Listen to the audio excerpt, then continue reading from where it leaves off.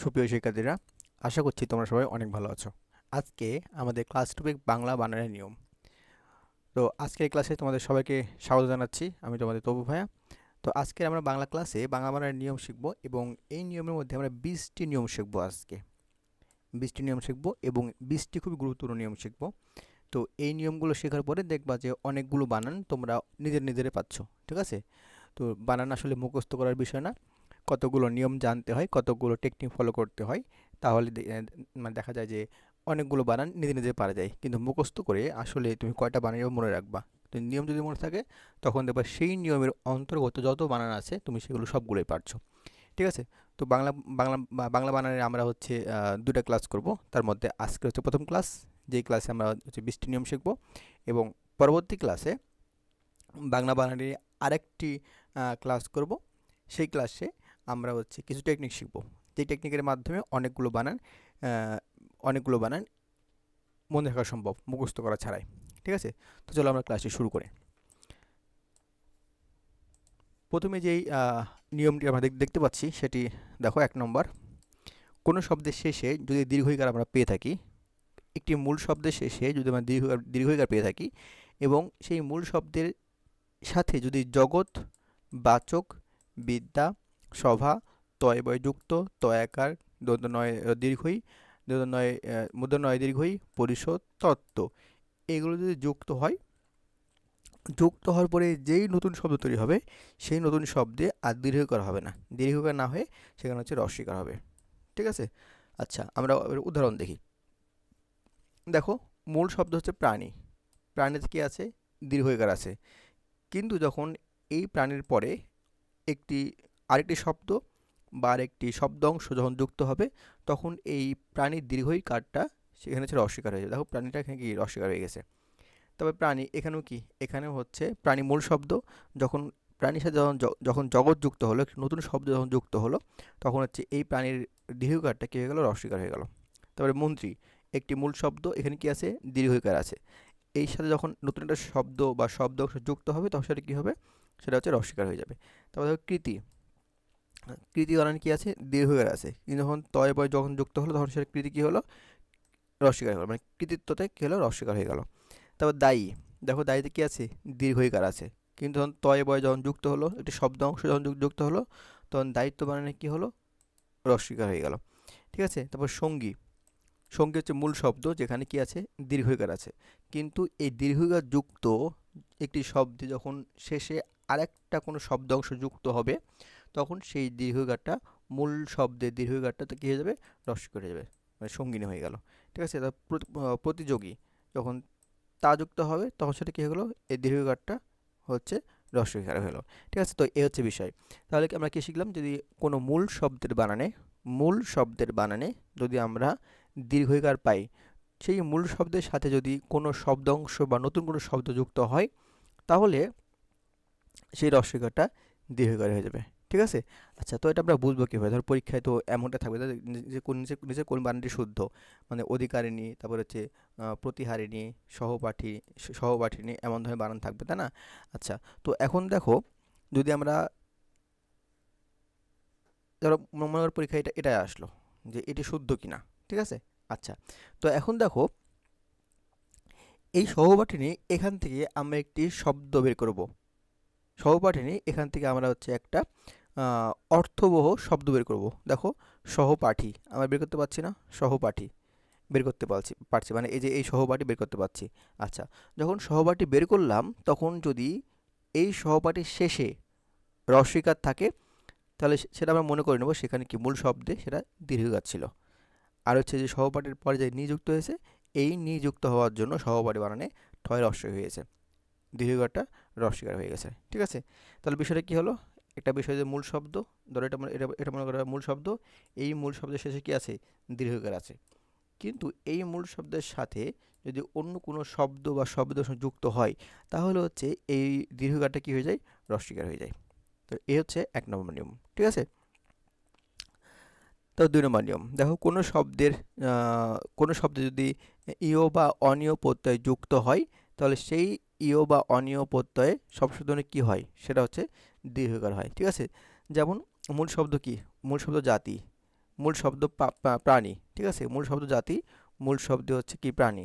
যখন ইও যুক্ত হলো, জাতীয়, দেখো ইও যুক্ত হয়েছে না, ইও আছে না, জাতীয়, ইও আছে কিন্তু ওই যে এই যে দীর্ঘই, দীর্ঘ আছে, দীর্ঘ আছে, আর কি অন্তস্থ অ আছে, ইও যুক্ত হয়েছে। তুমি যেখানেই ইও পাবা, ইও পাবা, আর যেখানেই অনিও পাবা সেখানেই অবশ্যই কী হবে, অবশ্যই দীর্ঘইকার হবে। তারপর দেশীয়, দেখো এখানে ইও পেয়েছি, তাহলে কী হবে, এখানে দীর্ঘইকার হবে। তো পানীয়, ইও পেয়েছি, জলীয়, ইও পেয়েছি, স্থানীয়, ইও পেয়েছি, স্মরণীয়, বরণীয়, গোপনীয়, ভারতীয়, তারপর হচ্ছে মাননীয়, বায়বীয়, প্রয়োজনীয়, তুলনীয়, পালনীয়, তুলনীয়, শোচনীয়, রাজকীয়, লক্ষণীয়, করণীয়, দেখো সব যাতে কী আছে, ইও আছে, ঠিক আছে, ইও আছে। তো আমরা যদি এই ইও বা অনিয় যেটা বলে কেন সেটা যদি পাই, সেটা কি হয়, সেটা হচ্ছে দীর্ঘইকার হয়। তো এখানে অনিয়তে দেখো ইও আছে, এই যে অনিয় আছে না, এই যে ইও আছে, দেখো দীর্ঘইকার আর অন্তুষ্ট অ, এই যে দীর্ঘই আর হচ্ছে অন্তুষ্ট অ, এই অনিয়তেও ইও আছে। মূল কথা, আমরা ইও যুক্ত যদি কোনো শব্দ পাই, ইও যুক্ত কোনো শব্দ যদি আমরা পাই, সেই ইও বানানে অবশ্যই অবশ্যই দীর্ঘইকার হবে, ঠিক আছে। আশা করছি এটা মনে থাকবে। তাহলে দেখো এই যে ইও দিয়ে কিন্তু শব্দের অভাব নেই। এখন তুমি যদি মুখস্থ করতে পালনীয় বানায় দীর্ঘকার হয়, তুলনীয় বানায় দীর্ঘকার হয়, তুমি কয়টা এভাবে মনে রাখতা, কয়টা মনে রাখতে বলো? এভাবে কিন্তু মনে রাখা সম্ভব নয়। সেজন্য এই নিয়মগুলো যদি মনে থাকে তখন দেখবা যে তুমি শত শত বানান নিজে নিজে পাচ্ছ। ওকে, আচ্ছা। তারপর 3 নম্বর, 3 নম্বর নিয়মে বলছে যে যেখানে রেফ যুক্ত হবে, যেখানে রেফ যুক্ত হবে, তো এই রেফ যুক্ত ব্যঞ্জন বর্ণ কখনো দ্বিত্ব হয় না। রেফের পরে ব্যঞ্জন বর্ণ কখনো কি হবে না, দ্বিত্ব হবে না। তো দেখো অর্চনা, অর্চনা যেখানে রেফ আছে, যেই শব্দের উপরে রেফ আছে সেই শব্দের কখনো দুইবার প্রয়োগ করা যাবে না, দুইবার লেখা যাবে না।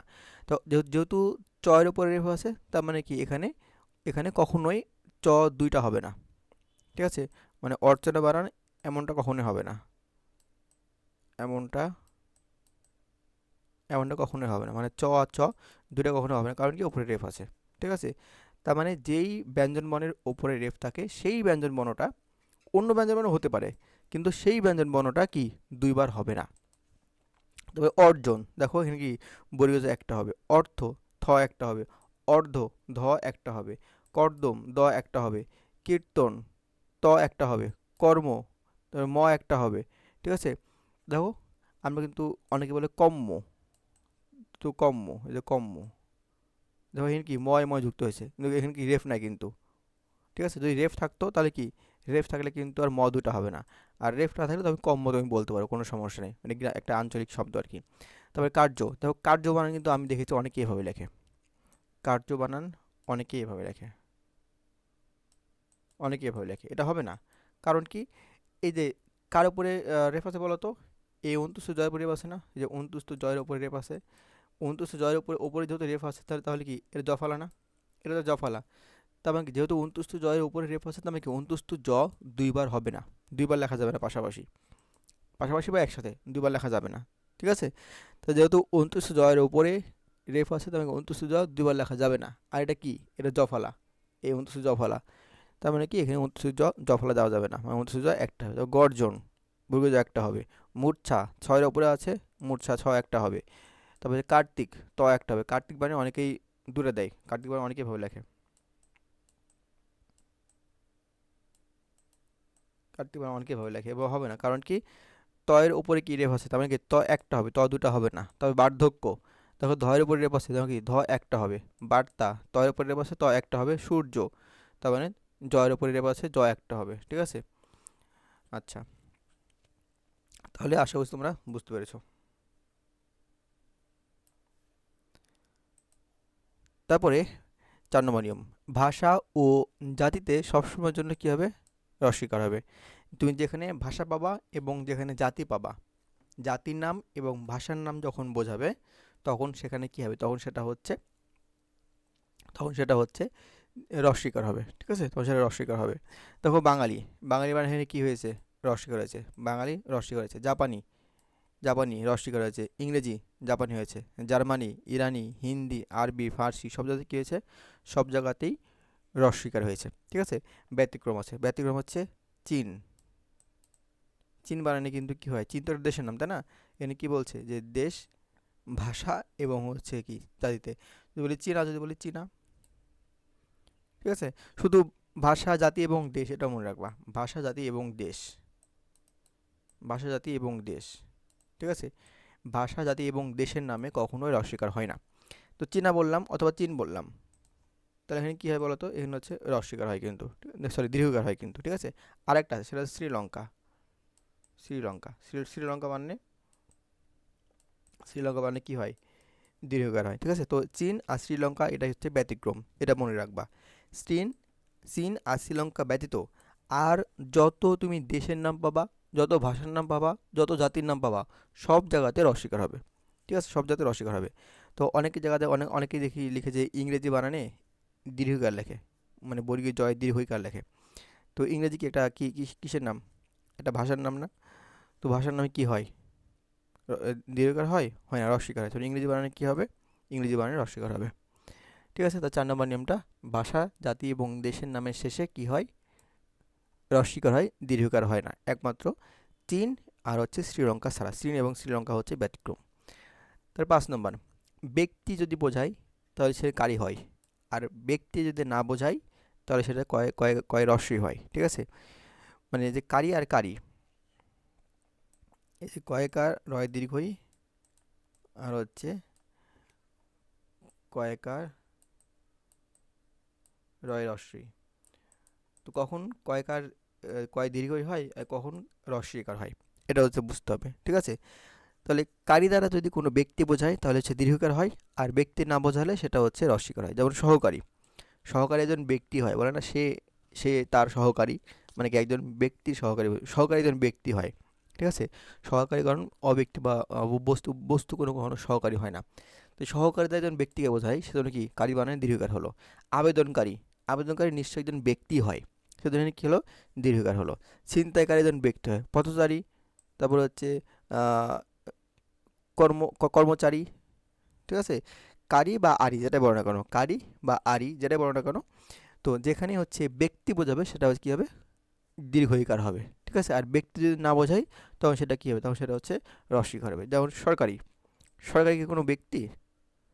সরকারি নিশ্চয় কোনো ব্যক্তি নয়, তাহলে এখানে কী হলো? রস্বইকার হলো। দরকারি, এটা কোনো ব্যক্তি নয়, সেজন্য এখানে কী হবে তাহলে? এখানে তাহলে কী হবে বলো তো? দরকারি বানান কী হবে? রস্বইকার হবে। ঠিক আছে? আচ্ছা, তোমরা এখন আমাকে কমেন্ট করে জানাবা যে তরকারি, তরকারি, তরকারি বানানে কোনটা হবে? তরকারি বানানে দীর্ঘকার হবে নাকি রস্বইকার হবে?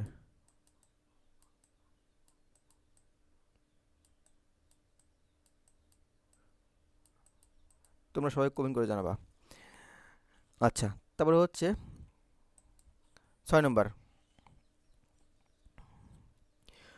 প্রমিত বানানে শব্দের শেষে দীর্ঘকার থাকলে গণ যোগে সেটা রস্বইকার হয়ে যায়। ঠিক আছে? যেমন সহকারী, সহকারী, তবে কি সহকারী গণ, কর্মচারী, কর্মচারী গণ, কর্মী, কর্মীগণ, আবেদনকারী, আবেদনকারীগণ। ঠিক আছে? তুমি এক কথা মনে রাখবা, আমরা তো 1 নম্বর, সম্ভবত 1 নম্বর নিয়মে পড়ে আসলাম। এই যে 1 নম্বর নিয়মে পড়ে আসলাম যে কোনো শব্দের শেষে যদি আমরা দীর্ঘইকার পাই, তো সেই দীর্ঘইকার পাওয়ার পরে যে কোনো শব্দ অংশ যুক্ত হয় সেটা অস্বীকার হয়ে যায়, শেষ। ঠিক আছে? দেখো এখানে কি হয়েছে, এই সহকারী বানানে কি আছে? দীর্ঘইকার আছে। তো সহকারীর পরে যদি কিছু যুক্ত হয়, কিছু বলতে যদি গণ যুক্ত হয় তাহলে সেটা কী হয়ে গেল? সেটা অস্বীকার হয়ে গেল। কর্মচারী, তো গণ যুক্ত হলো সেটা কী হলো? অস্বীকার হয়ে গেল। তো তারপরে হচ্ছে কর্মী, গণ যুক্ত হলো কী হয়ে গেল? সেটা হচ্ছে আহ, অস্বীকার হয়ে গেল। তারপরে আবেদনকারী, গণ যুক্ত হলো তখন কী হয়ে গেল? অস্বীকার হয়ে গেল। ঠিক আছে? তাহলে 6 নম্বর নিয়মটা আশা করছি তোমরা বুঝতে পেরেছো। তারপরে 7 নম্বর নিয়ম, বেশি আর বেশি, মানে বয়ে একার তালব্য শয় রস্বই আর বয়ে একার তালব্য শয় দীর্ঘই। দেখো, বহু অথবা অনেক অর্থে, বহু বা অনেক অর্থে বয়ে একার তালব্য শয় রস্বই ব্যবহৃত হয়। যখন অনেক বেশি বোঝায় বা অনেক বহু বোঝায় তখন সেটা কি হয়? বয়ে একার তালব্য শয় রস্বই। ঠিক আছে? বলে না সে বেশি বেশি কথা বলে, তো এই বেশি হচ্ছে কি? এই বেশি হচ্ছে এই যে তালব্য শ রহস্য, কারণ কি বেশি বেশি কথা বলতে কি বোঝাচ্ছে এখানে? অনেক বেশি কথা বলে, অনেক কথা বলে এমনটা বোঝানো হচ্ছে। তাহলে বেশি কথা বলে এই বেশিটা হচ্ছে এই বেশি, মানে বহু বা অনেক অর্থে ব্যবহৃত হয়। আচ্ছা,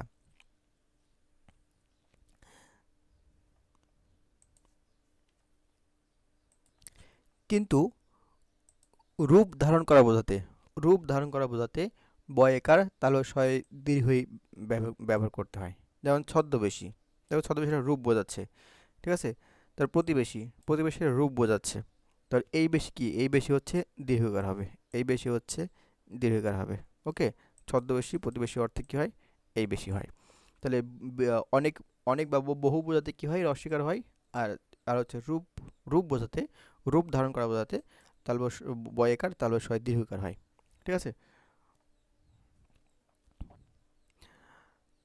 আচ্ছা, তারপর দেখো কি বলছে, অতৎসম, অতৎসম অর্থাৎ তদ্ভব, দেশি বিদেশি মিশ্র শব্দে রস্বীকার ব্যবহার করতে হয়। তদ্ভব, বিদেশি বিদেশি মিশ্র, তো মনে রাখবে যে অতৎসম শব্দ, অতৎসম শব্দ। এখন অতৎসম বা তৎসম কি জিনিস, তৎসম হচ্ছে সংস্কৃত শব্দ। তৎসম কি শব্দ, সংস্কৃত শব্দ। আচ্ছা, তো এখন দেখো একটা জিনিস মনে রাখবা যে এই যে দীর্ঘই, তারপরে হচ্ছে দীর্ঘ, তারপর হচ্ছে মূর্ধন্য, মূর্ধন্য ষ, তারপরে মূর্ধন্য, আমি সম্ভবত এর আগে ক্লাসে বলেছি এগুলো। তারপর হচ্ছে এই যে ক্ষীয়, এগুলো, এই বর্ণগুলো কখনোই, কখনোই বিদেশি শব্দের বানানে ব্যবহার করা যায় না। এই বর্ণগুলো সবসময়ের জন্য তৎসম শব্দে ব্যবহার করতে হয়, মানে সংস্কৃত শব্দ ব্যবহার করতে হয়। সংস্কৃত বা তৎসম শব্দে এই দীর্ঘই, দীর্ঘ, তারপর হচ্ছে মূর্ধন্য স, মূর্ধন্য ণ, তারপরে ক্ষীয়, এগুলো ব্যবহার করতে হয়।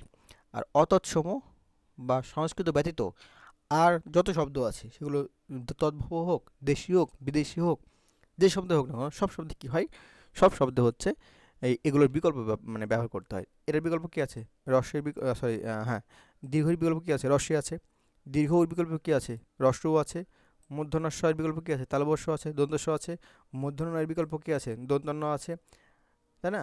আর ক্ষীয়র বিকল্প কী আছে, ক্ষীয়র বিকল্প খ আছে। যেমন কি, যেমন হচ্ছে ক্ষয়, ক্ষয়, তাই না? ক্ষয়, এটা কী শব্দ তাহলে, এটা তৎসম শব্দ, কারণ কি এখানে ক্ষীয় যুক্ত হয়েছে।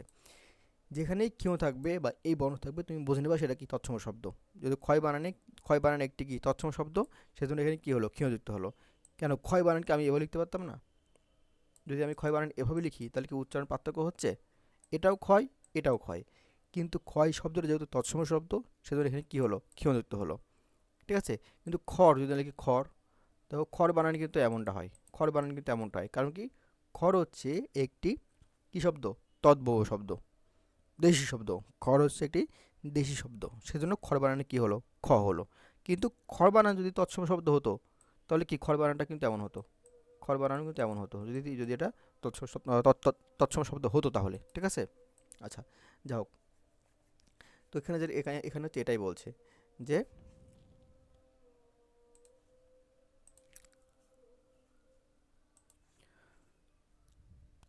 দেখো এখানে যেই বানানগুলো আছে, সরকারি, তরকারি, গাড়ি, দাড়ি, শাড়ি, চুড়ি, মাস্টারি, চাকরি, মালি, পাগলি, পাগলামি, তারপরে বোমাবাজি, বেশি, খুশি, আহ, যত এখানে বানান দেখছো সবগুলোই হচ্ছে অতৎসম শব্দ, সবগুলোই অতৎসম শব্দ, সেজন্য এখানে কি একটাতেও দীর্ঘিকার হয়নি। আমরা যখন শব্দভাণ্ডার পড়ব, শব্দভাণ্ডার, তখন হচ্ছে এগুলো হচ্ছে তোমাদের মুখস্থ করতে হবে, কিছু ছন্দের মাধ্যমে, কিছু টেকনিকের মাধ্যমে। এগুলো তোমাদের মনে রাখতে হবে যে কোনটা কোন ভাষার শব্দ। ঠিক আছে? কোনটা কোন ভাষার শব্দ, এটা তোমরা হচ্ছে শব্দের শ্রেণীবিভাগ সেই চ্যাপ্টারটা পড়বা আর কি। তবে এটা মনে রাখো যে অতৎসম শব্দ বানানে দীর্ঘিকার, দীর্ঘকার, মূর্ধন্য ষ, মূর্ধন্য ষ, ক্ষীয়, এগুলো ব্যবহার করা যায় না।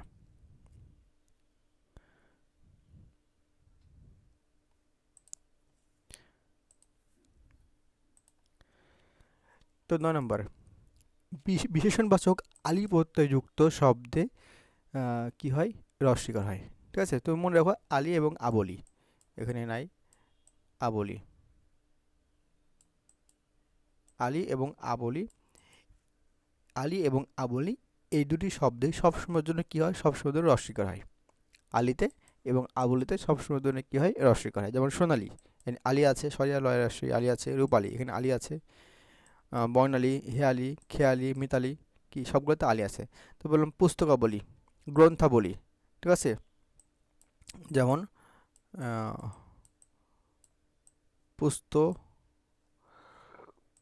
পুস্তকাবলী, পুস্তকাবলী, পুস্তকাবলী। দেখো কি আছে, সরিয়া ব লয় রস্যই আবলি আছে না, তো এখানে কি হবে, এখানে রস্যই করা হবে। তবে গ্রন্থাবলী, গ্রন্থাবলী যেমন হচ্ছে গ্রন্থাবলী, গ্রন্থাবলী। দেখো এখানে কি আছে, সরিয়া ব লয় রস্যই আবলি, এখানে আবলি আছে। তো যেখানে আলি পাওয়া আর যেখানে আবলি পাওয়া সেখানে কি হবে, সেখানে হচ্ছে রস্যই করা হবে। ঠিক আছে।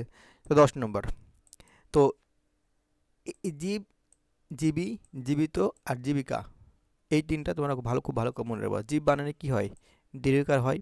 জীব বানানে দীর্ঘকার হয়। জীবিত বানানে হচ্ছে বর্গীয় জয় দীর্ঘই বয়রস্যই ত হয়। জীবিকা বানানে বর্গীয় জয় দীর্ঘই বয়রস্যের কয়কার হয়। এটা মনে রাখবা। ঠিক আছে। আরেকটা মনে রাখবা যে কোনো শব্দের শেষে যদি জীবী বসে, সেটা সবসময়ের জন্য হচ্ছে কি, সবসময়ের জন্য হচ্ছে দুটাই দীর্ঘকার হয় শব্দের শেষে যদি বসে। ঠিক আছে, শব্দের শেষে যদি বসে। শব্দের প্রথমে বসলে কখনো কখনো বর্গীয় জয় দিয়ে রস্যই হয়, কখনো কখনো বয়ে রস্যই হতে পারে, কিন্তু শব্দের শেষে যদি বসে জীবী, তাহলে সবসময়ের জন্য কী হয়, সবসময়ের জন্য দীর্ঘকার হয়। ঠিক আছে। আর হচ্ছে স্বাভাবিকভাবে এই জীব, জীবী, জীবিত আর জীবিকা, এই বানানগুলো এভাবে হয়। তো এই চারটা বানান তোমরা হচ্ছে এভাবে মনে রাখবা। তো এখন দেখো, সজীব, জীব আছে। রাজীব, জীব আছে। তারপর হচ্ছে নির্জীব, জীব আছে। চাকরিজীবী, জীবী আছে। পোষাজীবী, পেশাজীবী, জীবী আছে। জীবিত, জীবিকা। দেখো এই যে আহ, এখানে জীবী আছে, এখানেও জীবী আছে। তো এই জীবিতা কোথায় আছে, শব্দ শেষে না, চাকরির পরে আছে, পেশার পরে আছে। তো জীবী যদি কোনো শব্দের পরে থাকে, সেটা সবসময়ের জন্য দুটাই কি হয়, দুটাই হচ্ছে দীর্ঘিকার হয়। ঠিক আছে। আচ্ছা, তারপর 11 নম্বর,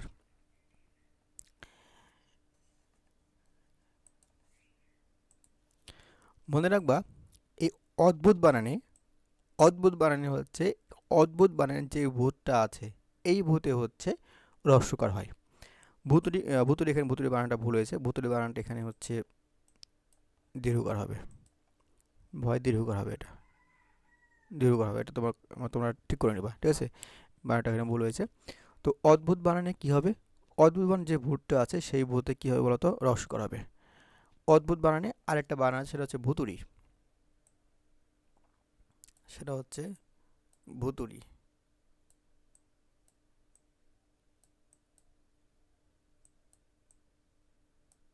ভুতুড়ি।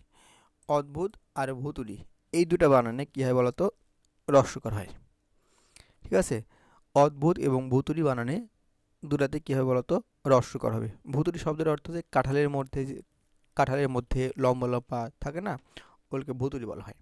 আচ্ছা, যাই হোক, অদ্ভুত এবং ভুতুড়ি বানানের যে ভূতটা আছে, সেই ভূতে সবসময় যেন কি হবে, সবসময় যেন হচ্ছে রস্যকার হবে। তো এই দুটা ভূত বাদ দিয়ে, অদ্ভুতের এই ভূত এবং ভুতুড়ির এই ভূত, এটা বাদ দিয়ে পৃথিবীতে আর যত ভূত আছে, সব ভূতেই হচ্ছে দীর্ঘকার হয়। ঠিক আছে।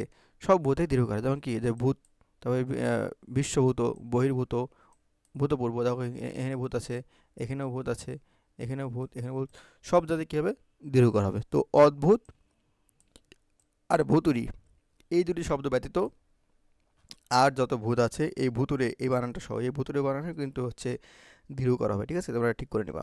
আর সব ভূতে কী হবে, সব ভূতে হচ্ছে দীর্ঘকার হবে। ওকে। আচ্ছা, তারপর দেখো, বিধি শব্দের বানানে রস্যকার ব্যবহার করতে হবে। এটা তো আমরা আগেই দেখে আসলাম। এটাকে বললাম না যে অতৎসম বানানে, এই যে এই বানানটা বললাম না, যে অতৎসম শব্দে কি হয়, রস্যকার হয়। অতৎসম মানে কি, এগুলোই। আর এগুলো মানে কি, এগুলো মানে হচ্ছে বিদেশি। ঠিক আছে, দেশি বিদেশি, আহ, তদ্ভব দেশি আর বিদেশি। ঠিক আছে। তো বিদেশি শব্দ বানানে সবসময় কী হবে, রস্যকার হবে। যেমন আইসক্রিম, ইংরেজি শব্দ। Steamer, January, February, degree, chief, sheet, ship, nominee, kidney, fish, stationery, lottery, secretary, bridge, primary, grade sheet. তো সবগুলো কি, সবগুলো হচ্ছে বিদেশি শব্দ, দেখি বোঝাচ্ছে। যেহেতু এগুলো বিদেশি শব্দ, মানে কি, এগুলোতে কখনোই কি হবে না, দীর্ঘকার হবে না। বিদেশি শব্দের মানে দীর্ঘকার কখনো হয় না। আমি একটু আগে দেখলাম যে দীর্ঘ ইকার, তারপরে হচ্ছে দীর্ঘ উকার, তারপর হচ্ছে মূর্ধন্য ষ, মূর্ধন্য ন, আর হচ্ছে ক্ষীয়, এই বর্ণগুলো কখনো বিদেশি শব্দ বানানে ব্যবহার করা যায় না। ঠিক আছে। আচ্ছা, তারপর দেখো কি বলছে, সমাসবদ্ধ পদ বা বহুবচনরূপী শব্দগুলোর মাঝখানে ফাঁকা রাখা যাবে না।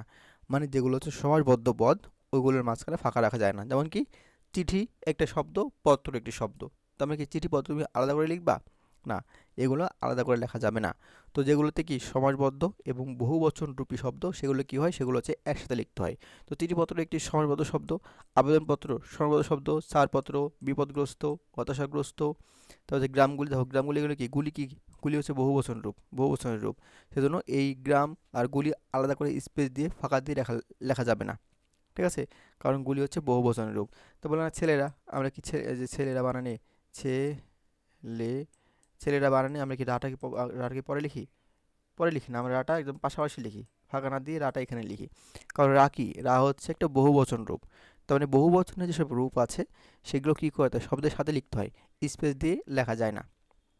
যেমন সেবা সমূহ, সমূহ দ্বারা কি বোঝাচ্ছে, বহুবচন রূপ বোঝাচ্ছে। তো সমূহকে আলাদা করে লেখা যাবে না, ঠিক আছে? তাহলে কি হলো, যেগুলো সমাসবদ্ধ পদ আর যেগুলো হচ্ছে বহুবচন রূপ বোঝাবে সেগুলো কি করতে হবে, ফাঁকা রাখা যাবে না।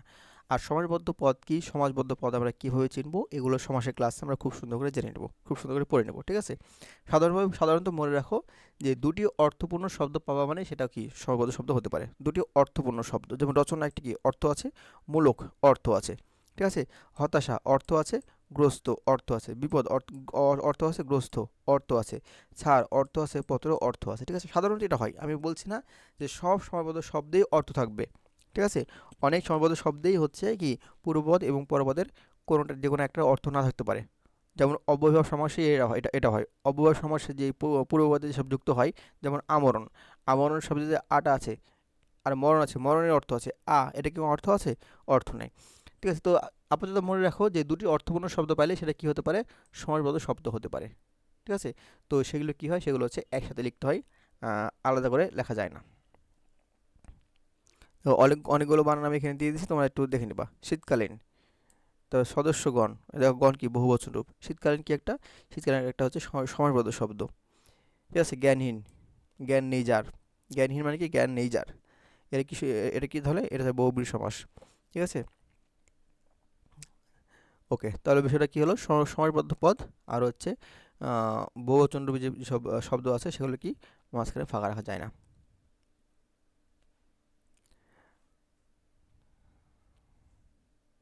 আচ্ছা, পদের শেষে, পদের শেষে গ্রস্ত আর গ্রস্ত।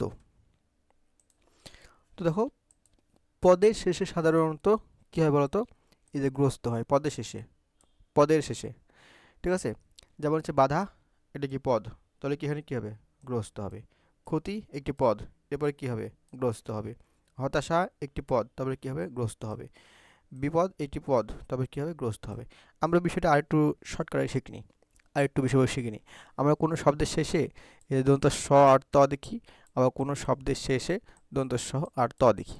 তো কোথায় দন্ত স আর ত হবে, কোথায় দন্ত স থ হবে, এটা বুঝতে পারলে তো হয়ে গেল, তাই না? তাহলে যে প ত দেখলাম মনে রাখতে হবে না। আচ্ছা, তো দেখো গ্রস্ত আর এই গ্রস্ত আর গ্রস্ত আমরা যেখানে পাবো, যেখানে দেখতে পাবো সেখানে এই গ্রস্ত আর এই গ্রস্ত কেটে দেবো, গ্রস্ত আর সরি এই দ্বন্দ্ব স আর ত কেটে দেবো, আর দ্বন্দ্ব স আর থ কেটে দেবো। আমি আবার বলছি, কোনো শব্দের শেষে যখন আমরা দন্ত স আর ত এবং দন্ত স আর থ দেখতে পাবো, তখন এই দন্ত স আর ত এবং দন্ত স আর থ কেটে দেবো। কেটে দেওয়ার পরে তারপর আমরা বলছি, দেখো দেখো এই যে বাধাগুলো, আমি আগে শব্দটা লিখে নিই, আমি লিখলাম যারা মুখস্থ লিখলাম, মুখস্থ, মুখস্থ, তারপর হচ্ছে গ্রন্থস্থ,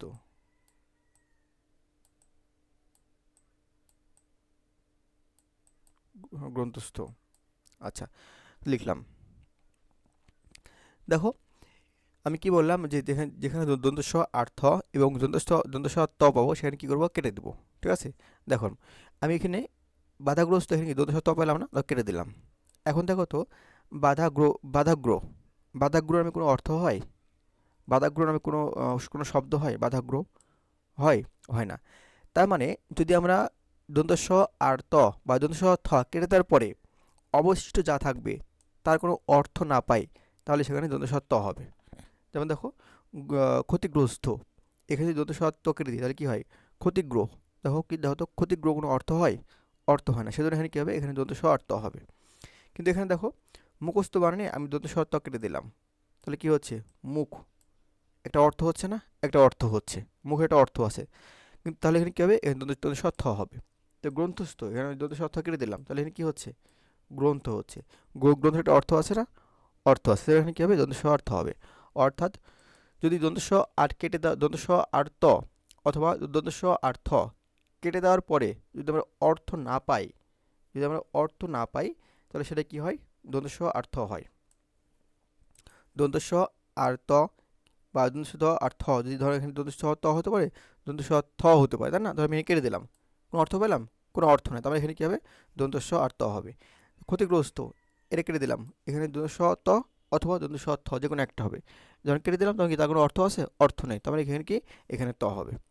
এখানে হচ্ছে, এখানে কি, ত হবে। কিন্তু যখন আমি মুখস্থ লিখছি তখন কী হচ্ছে, কী হচ্ছে, যখন মুখস্থ লিখছি তখন দেখো, তখন এখানে দন্তেশ ত হবে, দন্তেশ ত অথবা দন্তেশ থ হবে, তখন কেটে দিচ্ছি, তখন কী হচ্ছে, অর্থ হচ্ছে। তার মানে এখানে কী হবে, এখানে হচ্ছে দন্তেশ অর্থ হবে। অর্থ পাইলে দন্তেশ অর্থ হয়। আশা করি তোমরা ব্যাপারটা বুঝতে পেরেছো। তারপরে অঞ্জলি, যেখানে তুমি অঞ্জলি পাবা সেখানেই হচ্ছে কী হবে, অস্বীকার হবে। যেমন অঞ্জলি, তো গীতাঞ্জলি, তারপর অস্বীকার হয়েছে। শ্রদ্ধা অঞ্জলি, রস্বী হয়েছে। পুষ্পাঞ্জলি, পুষ্পাঞ্জলি বানানো কী হবে, এখানে হচ্ছে রস্বীকার হবে। ঠিক আছে, আশা করছি বুঝতে পেরেছো এটাও। তারপরে হচ্ছে 16 নম্বর, দন্ত স আর ট আর মূর্ধন্য স আর ট। এটা আমরা নত্ব এবং শতপ্রধান ক্লাসে দেখেই আসছি। নত্ব এবং শতপ্রধান ক্লাসে আমরা দেখে আসছি না, এটা আসলে তোমরা পারবা। দেখো, আমি আগেই বলেছি কি, এই যে এই মূর্ধন্য স কখনো বিদেশি শব্দে বানানে ব্যবহার করা যায় না, এটা আগেই বলেছি। ঠিক আছে, তার মানে বিদেশি শব্দ হলেই সেটা কী হবে, দন্তস্ব হবে। বিদেশি শব্দ হলেই সেটা কী হবে, দন্তস্ব হবে।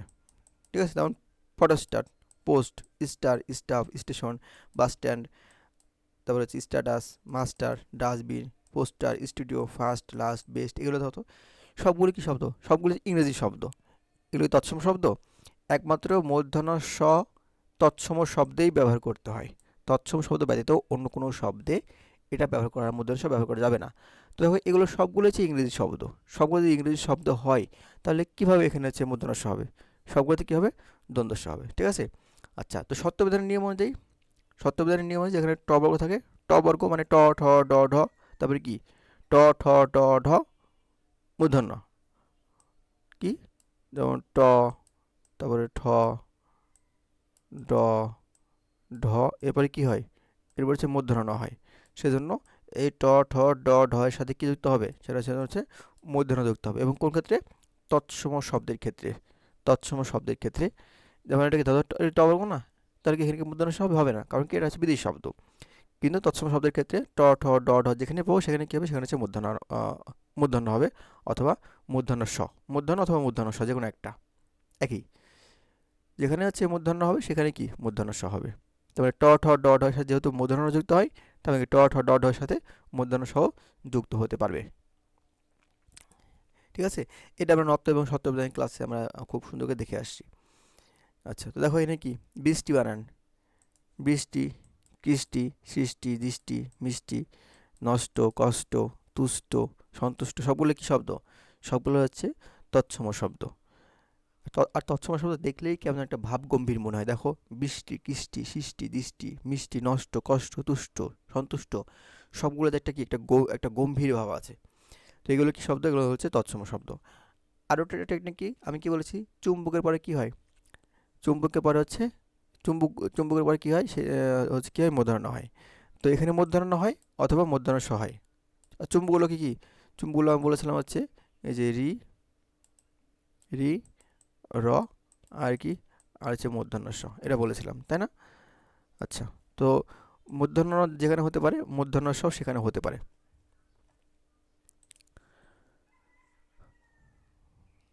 তারপর হচ্ছে 17 নম্বর, দূরত্ব যদি না বোঝায়, দূরত্ব বোঝায় না এরূপ শব্দে হচ্ছে কি হবে বলতো, দূর, হ্রস্ব হবে। আর দূরত্ব বোঝায় এমন শব্দে হচ্ছে দূর, মানে দীর্ঘ হয়। দূরত্ব যদি না বোঝায়, এই দু দিয়ে, এই যে এই দু দিয়ে দূরত্ব বোঝায়, তাহলে সেটা কী হবে, এটা হবে, দীর্ঘ হবে। আর যদি দূরত্ব না বোঝায় তাহলে সেটা কী হবে, হ্রস্ব হবে। যেমন দেখো, দেখো, দুরবস্থা, দুরবস্থা মানে কি, দূরের অবস্থা, এমন বোঝাচ্ছে। দুরবস্থা বলতে খারাপ অবস্থাকে বোঝানো হয়। দুরবস্থা বলতে খারাপ অবস্থাকে বোঝানো হয়। ধরো একজনের অবস্থা খুবই খারাপ। অবস্থা খারাপ বলতে তার পারিবারিক সাংসারিক অবস্থা খুবই অভাব অনটনে পড়ে, অভাব অনটনে আছে। তো আমি কি বলতে পারি? সে হচ্ছে দুরবস্থায় আছে।